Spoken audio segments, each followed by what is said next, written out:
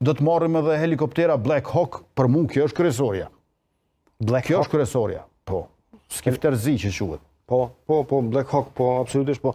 Faktike janë këto çfarë po i thoni, sikundër që është faktike edhe pezullimi i dialogut. Pse ndodh një gjë e tillë zoti Kurti? A ka mundur të shmanget kjo? Ose a ka një formulë që të vjen Kosova në vendin e duhur ku e ka me Shtetet Bashkuara të Amerikës, që të mos ketë probleme? Ka raste ku Shtetet Bashkuara të Amerikës kanë konsideruar që qëndrimi im karshi Serbisë është shumë rigoroz. Por më besoni që këtë mos pajtime kanë pasur edhe me emisarin e dikurshëm Gabe Escobar.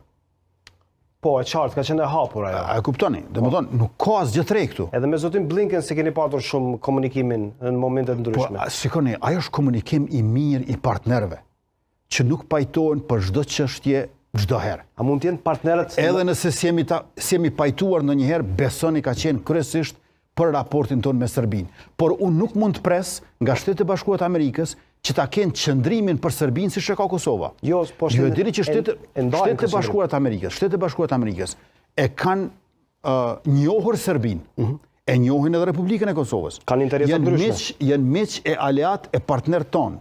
Madje janë aleati i pazëvendësueshëm e partneri kyç i yni, janë edhe miku ynë special.